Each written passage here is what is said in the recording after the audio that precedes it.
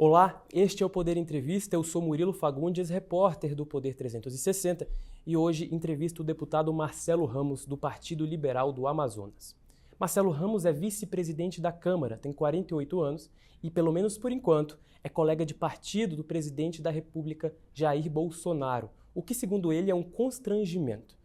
Deputado Marcelo Ramos, muito obrigado por falar ao Poder 360, por nos receber em seu gabinete aqui em Brasília. Muito obrigado, sempre uma alegria falar com vocês.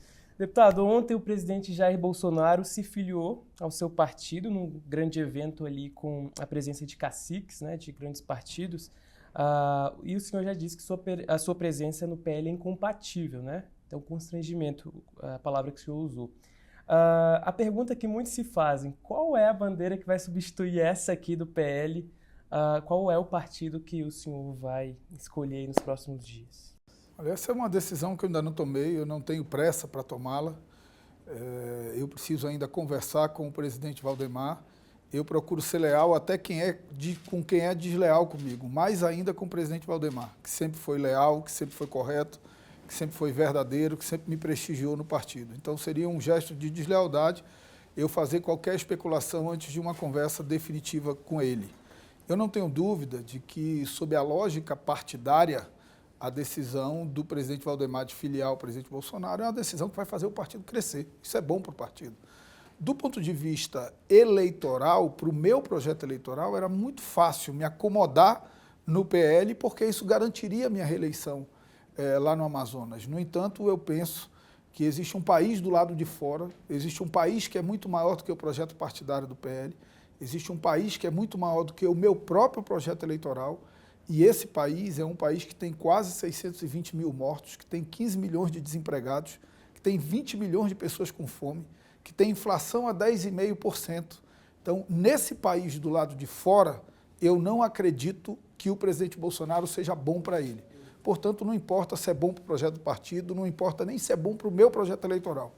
É ruim para o país, e se é ruim para o país, não é um projeto que eu possa participar. Perfeito. A partir de que momento o senhor tomou essa decisão, né? A partir de que momento o senhor disse assim, agora não dá mais para continuar no PL? Foi assim que soube? Não, na verdade, eu ainda não formalizei a minha saída do PL. Isso depende, como eu disse, de uma conversa do presidente com o presidente Valdemar. Ele, em alguns momentos, reivindicou a minha permanência no partido, mesmo diante dessas circunstâncias, reconhecendo as dificuldades que eu teria lá no meu estado. Então, eu seria precipitado até se dissesse, não, você é amanhã, porque eu dependo desse diálogo com ele. Agora, a decisão que eu tomei desde lá de trás é de que eu não estaria no palanque do presidente Bolsonaro. E essa não é uma decisão que eu tomei porque ele se filiou no PL. Essa é uma decisão que eu tomei no segundo turno da eleição passada, quando já não votei nele. Antes de anunciar a saída do PL, diversos partidos já procuraram o senhor, né? Eu queria saber quais foram esses partidos, né? Enfim, se são esses vários que estão saindo aí na imprensa. Então, parece até meio vaidoso, e efetivamente não é porque são todos. Assim, eu acho que eu procuro ter uma atitude correta com os meus colegas de parlamento, tenho um diálogo fraterno com a esquerda, com a direita, com o centro, mesmo com os parlamentares mais bolsonaristas, eu tenho uma relação de absoluto respeito, porque a minha crítica nunca pula o muro da casa de ninguém, ela é sempre uma crítica nos limites da política, é assim que eu aprendi a fazer política, é assim que eu cheguei até aqui e é assim que eu respeito e procuro me fazer respeitar. Então, todos os partidos praticamente me fizeram convites de filiação, mas essa é uma decisão que eu só vou pensar sobre ela e tomá-la depois que eu resolver a minha situação com o meu partido até hoje, que é o PL. Eu sei que o senhor não quer dizer nomes, né, de partidos, enfim, mas qual que é o perfil de um partido que pode acomodar o senhor? Assim? Qual que é o perfil de um partido que o senhor procura? Olha, veja, não é simples que eu vá para um partido de esquerda. Por quê? Pelas minhas convicções na pauta econômica. Eu tenho convicção com uma pauta econômica liberal. E eu geraria um constrangimento para mim e para o partido. Você imagina, reforma da Previdência. Eu fui o presidente da comissão, eu tinha convicção de que aquilo era bom para o país. Mudança nas regras de área de preservação permanente em áreas urbanas consolidadas, que é uma matéria que vai voltar para casa. Eu tenho convicção de que ela é necessária para o país. Então, tem uma concepção ideológica, um vínculo com o mercado financeiro, um vínculo com o setor produtivo nacional, um vínculo com a indústria, que tornaria difícil a minha convivência num partido de esquerda por conta dessas pautas econômicas. Então, o natural seria eu me manter num partido de campo de centro, né? Mas isso é algo que eu vou ver mais à frente. Talvez PSD? Não, talvez um monte de coisa, são muitas possibilidades. Como eu repito, felizmente, eu fiz muitos amigos e ganhei muito respeito aqui da casa, porque trato todos com respeito. Não é um respeito gratuito e nem é um respeito que me envaidece. É um respeito que aumenta a minha responsabilidade. O meu dever de lealdade com os colegas, o meu dever de correção, o meu dever de enfrentamento das matérias, sempre no conteúdo delas e nunca fulanizando a crítica a quem, porventura, pense diferente de mim. O meu esforço permanente aqui na casa, que talvez seja a minha marca de construção de convergências. Todas as vezes que tem uma crise muito profunda aqui, eu sou chamado a tentar construir convergências. Então, isso é uma marca que me permite transitar em todos os cantos. Eu não tenho dúvida de que eu seria bem-vindo no PT, como seria bem-vindo no Republicano, como seria bem-vindo no PSB ou seria bem-vindo no PTB. Então, eu fico feliz com isso, mas vou tomar uma decisão que, óbvio, vai levar em conta o que eu penso de projeto para o país, vai levar em conta, em segundo plano, o meu projeto eleitoral lá no Amazonas. Então isso não deve ser nos próximos dias, vai precisar de mais um tempo para amadurecer essa ideia. Não, até porque se a minha decisão final for sair do PL, eu quero sair pela porta da frente. Então eu quero construir uma saída negociada, uma saída que não gere conflitos, nem aqui, nem lá no meu estado. E isso depende de um tempo. Então, eu preciso ter paciência. Eu já paguei preços muito caros na minha vida pública por arroubos, por decisões assodadas. E eu acho que hoje eu não me dou o direito de tomar decisões assodadas. Eu preciso paciência, tranquilidade. Eu não tenho pressa para isso, até porque, do ponto de vista formal, a janela é só em abril do ano que vem. Então, tem um monte de coisa para acontecer aí nesse intervalo. Até o presidente Bolsonaro, até abril, desistir de se filiar no PL, né? Porque do jeito que ele é, nada garante que ele vai ficar lá até a eleição. Então, só para fechar essas perguntas insistentes, que eu sei que o senhor acha insistente, ainda tem a chance de o senhor permanecer no PL? O senhor falou um si ali, assim, né? É muito difícil. Eu preciso reconhecer que é muito difícil. Há um apelo da bancada, há um desejo do presidente Valdemar, mas é muito difícil pela questão estadual. Lá no meu estado, há um acirramento muito grande com o grupo do Bolsonaro que vai entrar no PL. E eu não quero nem causar constrangimento para eles e nem ser vítimas de constrangimento. Eu criei alguma relevância aqui no parlamento que não me permite ficar batendo boca ali na paróquia, ali nos interesses menores lá no meu estado. Então eu não vou me permitir isso, eu não vou me permitir entrar num jogo de disputa local. Então, paciência, sabedoria, as coisas vão acontecer no tempo certo e sempre colocando acima até do meu projeto eleitoral. Ganhar ou perder a eleição, para mim, faz parte. Eu, inclusive, já perdi mais do que ganhei nas eleições que eu disputei. O que não faz parte é trair os meus princípios, trair as minhas convicções e, de repente, perceber que eu estou servindo a um projeto que eu não acredito, a um projeto que eu acho que faz mal ao país. E hoje eu acho que o projeto Bolsonaro é um projeto que faz mal ao país. Eu queria perguntar para o senhor, até de um ponto de vista mais pessoal, né, até curioso da minha parte, como que é ver um grupo como o de Bolsonaro, que fez tantos ataques ao senhor, né, os bolsonaristas ali, que, enfim, tem uma relação difícil com o senhor, te critica nas redes sociais, chegar à sua casa, né? Como que é ver esse grupo todo no seu partido? Olha, deixa eu dizer, talvez para mim seja muito mais fácil do que para quem está acomodado com a chegada deles. Porque eu estou indignado que quem xingou a minha família, xingou a minha casa, está entrando agora na minha casa. E tem gente que está estendendo o tapete para quem xingou a casa.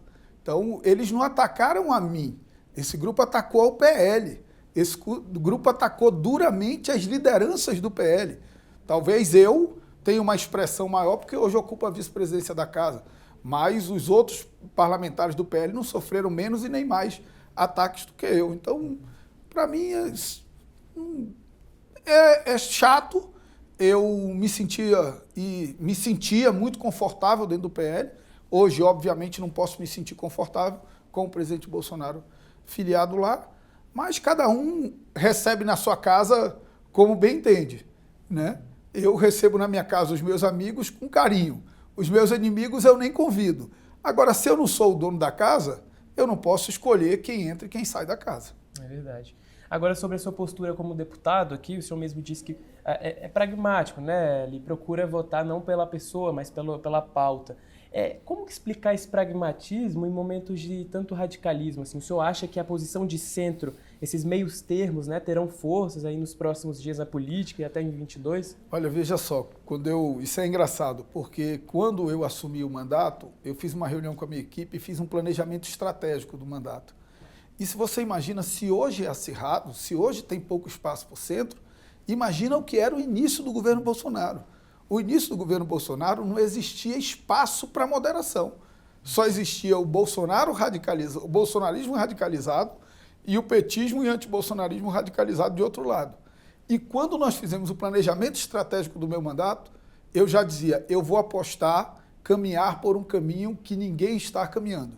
Eu vou apostar no caminho da moderação, de não me vincular. Não, eu sou a favor da reforma da Previdência, mas eu sou contra o governo Bolsonaro. Então eu tenho que votar contra a reforma da Previdência porque eu quero prejudicar o governo.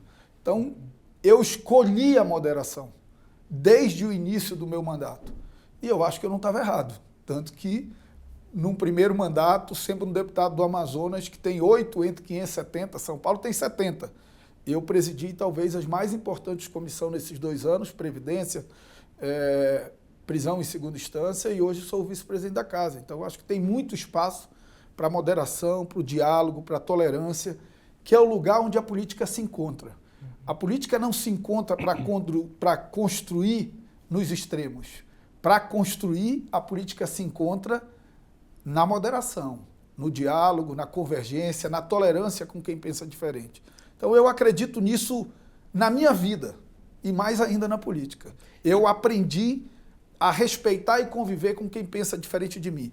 Às vezes eu mudo a opinião da pessoa, às vezes ela muda a minha, às vezes nós continuamos com a mesma opinião divergente, mas sem perder a capacidade de diálogo. O diálogo é instrumento da democracia. Quem não acredita nisso tinha que estar fazendo outra coisa.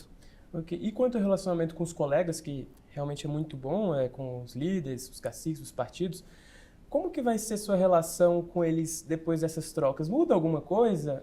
A legenda, a mudança de legenda muda alguma coisa? Por exemplo, o relacionamento com o líder Wellington Roberto, com a Valdemar, com o presidente Arthur Lira, ou não muda nada? Assim? Olha lá, eu hoje usei os tempos de líderes. O tempo de líder do PL em todas as comissões que eu fui. Então, não muda. Claro que se eu trocar de legenda em algum momento, eu vou ter mais diálogo com os membros da nova legenda. Mas eu tenho uma atuação aqui que transcende tanto essa questão de partido, que eu acho que não vai ter muito impacto, não. Uhum.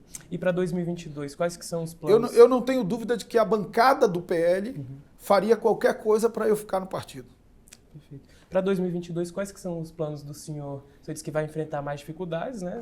Não estando aliado ao presidente Bolsonaro. O senhor pretende disputar um cargo do Executivo, continuar no Legislativo? Já pensa sobre isso? O meu caminho natural é o caminho da reeleição. Né? Eu estou muito feliz, eu brinco, né, com a minha esposa.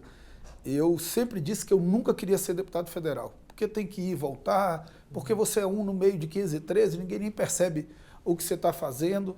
E, de repente, eu me encontrei aqui absolutamente realizado, convicto de que sirvo ao país, convicto de que sirvo ao meu Estado, convicto de que as coisas que eu faço entram pela porta da casa das pessoas e mudam a vida das pessoas. E isso é muito significativo para mim, porque senão a política não tem nenhum sentido. Então, o caminho natural é o caminho de disputar a reeleição. Mas eu também estou decidido a não gastar energia com isso nesse momento. Nesse momento, isso efetivamente não é a minha prioridade. E acho até que não deveria ser a prioridade de nenhum político.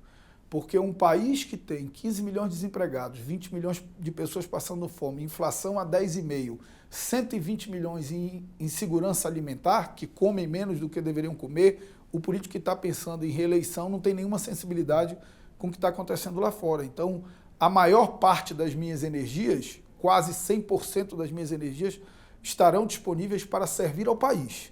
Quando chegar no momento correto, eu vou pensar no meu projeto eleitoral. O Só que você vê que a disputa já começou, né? E principalmente agora com a filiação de Bolsonaro. Eu acredito muito, eu sempre disse que os meus maiores cabos eleitorais, eu fui vereador, me reelegi vereador, fui deputado estadual, disputei o governo, perdi. Mas eu sempre disse na minha caminhada que os meus maiores cabos eleitorais sempre foram os meus mandatos. Então eu acredito muito que quando você devolve alguma coisa para a população, que quando você tem do que prestar contas, a população no final vai reconhecer todo esse esforço e toda essa dedicação. Então eu penso pouco na eleição. E olha, isso não é um desafio fácil, não. Eu entro em conflito com a minha equipe aqui, entro em conflito com a minha equipe em Manaus, porque todo mundo me queria mais focado em eleição, mas eu acho que cada energia que eu gastar em eleição é energia a menos que eu estou gastando para ajudar o país a superar todos esses problemas. Hoje a gente entra no último mês do ano e eu queria uma análise do senhor sobre o desempenho da Câmara no próximo ano. Quais serão as prioridades? O que o senhor acha que vai ser pautado? O que vai dar para aprovar no ano de eleições que vai ser o foco? Olha, ano de eleição acirrada como será a próxima. Ano de eleição em que os campos acabam ficando mais claros. Hoje você tem muita gente que não estará com Bolsonaro, mas que vota com Bolsonaro. Isso vai ficando mais claro no ano de eleição. Quem tiver candidato a presidente vai se deslocando do governo. Então, eu acho muito difícil aprovar alguma coisa relevante ano que vem. Nenhuma.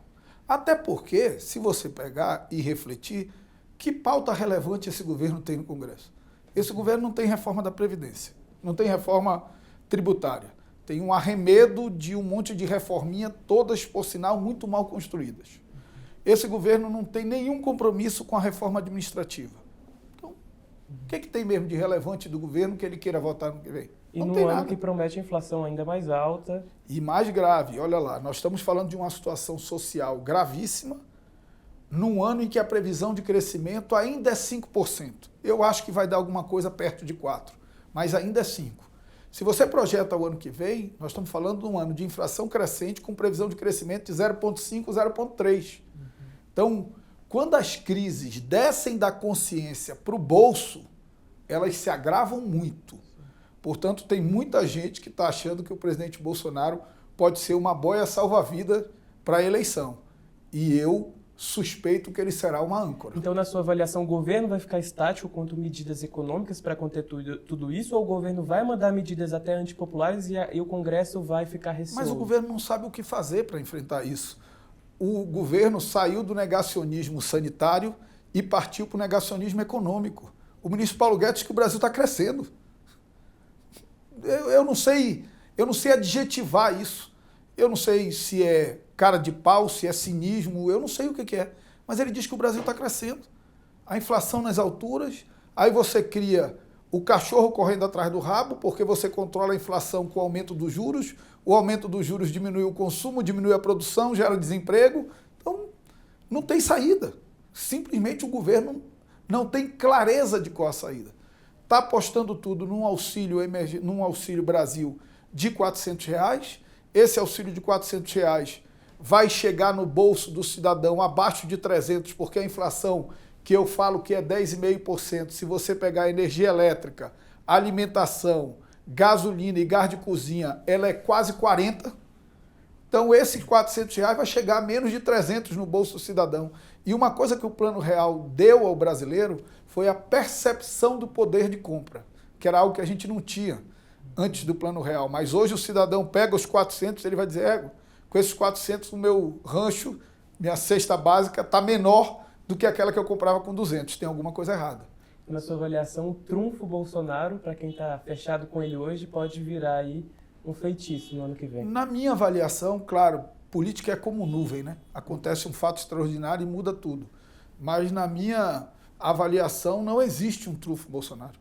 Ele não tem um plano para superar essa crise. Ele aposta nesse carisma dele, ele aposta nesses seguidores que têm uma natureza meio messiânica em torno dele, não importa a besteira que ele faça, ele continua sendo mito. Tem uma parte que está desempregado, está lascado, o empresário que o negócio dele faliu, mas ele continua sendo mito. Então, é surreal. O cara, às vezes, a paixão que não tem nenhuma natureza racional é maior do que qualquer racionalidade, inclusive econômica, para a vida do cidadão e para a vida da família dele. E sobre a terceira via, qual que é a sua avaliação neste momento, agora que as coisas estão mais claras, as candidaturas, pré-candidaturas postas? O senhor acha que a terceira via seria uma saída para esse pragmatismo? Depende do que se chama de terceira via. O que eu acho que o Brasil espera de terceira via? O Brasil espera de terceira via uma candidatura liberal na economia, socialmente responsável, ambientalmente sustentável e com fundamentos muito claros nos valores da democracia e da república. Alguém tem que construir um plano de governo dizendo isso. A grande crítica que eu faço a quem se apresenta como terceira via é que os candidatos que se apresentam como terceira via se apresentam simplesmente como a negação do Lula e do Bolsonaro. Isso não é suficiente para gerar confiança no povo brasileiro. O povo brasileiro não vai se agarrar num saco vazio só porque ele diz que não é Lula nem Bolsonaro. É preciso apresentar um projeto para o país. Bem ou mal, você sabe o que Lula representa. Bem ou mal, você sabe o que o Bolsonaro representa. O que é a economia entre Lula e Bolsonaro? O que é o meio ambiente entre Lula e Bolsonaro? O que são as relações internacionais entre Lula e Bolsonaro? Isso ninguém sabe, porque ninguém se dispôs a apresentar esse projeto liberal, moderado e democrático para o Brasil. Eu espero que daqui até a eleição alguém seja capaz. Deputado, dois assuntos que estão em voga aí do Senado, aqui na Câmara, são a PEC dos precatórios e o garimpo ilegal. Como que o senhor tem atuado nesses dois assuntos, né? Acha que os precatórios serão aprovados, a PEC será aprovada no Senado? E como que o senhor avaliou esse desfecho lá do garimpo, né? Se é que houve um desfecho? Primeiro, a PEC dos precatórios, na modelagem construída pelo governo federal, ela tem a minha oposição absoluta. Ela é um calote do ponto de vista dos credores, ela compromete dois fundamentos essenciais de um país que quer ser sério e confiável para investidores, que é a segurança jurídica e a efetividade das decisões judiciais, e, por outro lado, ela é uma pedalada fiscal que vai gerar uma bomba fiscal no futuro. Por quê? Ela empurra 50 bilhões de reais de despesa obrigatória de 2022 para 2023. Mas em 2023 nós teremos aproximadamente 100 bi de precatório. Então a conta de 89 de 2022 será de 150 em 2023. Também não poderá pagar. Empurra a bomba mais para frente. E isso uma hora vai estourar, comprometendo o futuro fiscal do nosso país. De lembrar que o mesmo governo que reclama de pagar 89 bi de precatório, ele recebeu 90 bi de decisões judiciais. Então, a justiça não ficou mais rápida só porque o governo paga. Ela também ficou mais rápida porque o governo recebe. E porque o governo recebe, não tem precatório.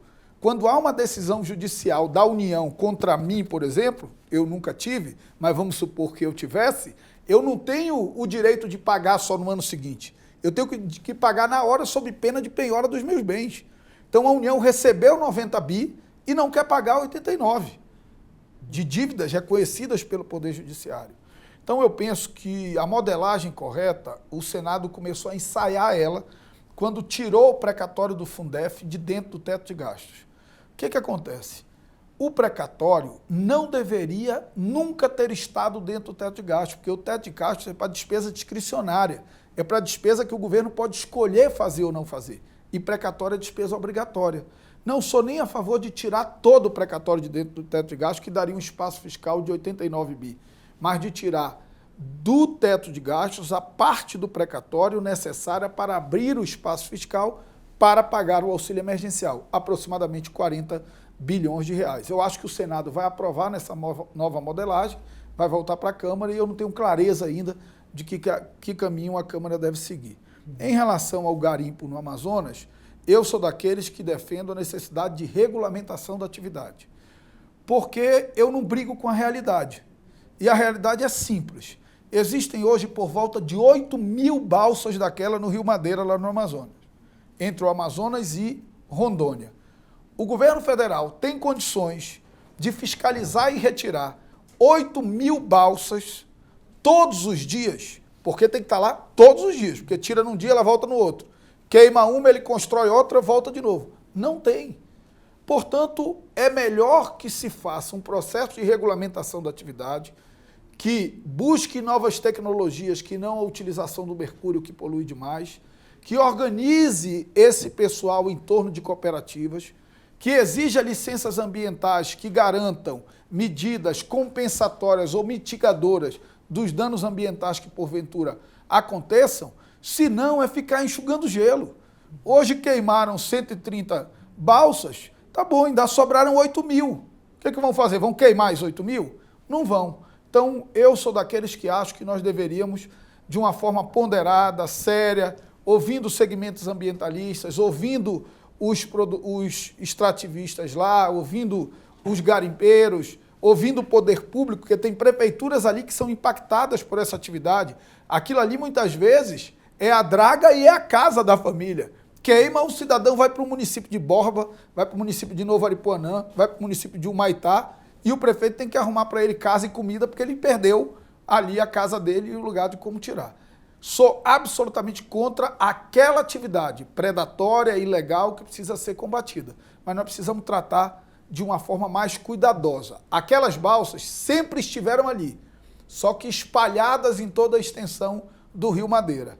O que deu esse impacto foi que elas se juntaram numa posição só e muito perto da cidade de Manaus. E aí acabou que a foto gerou aquele impacto que comoveu o Brasil e o mundo.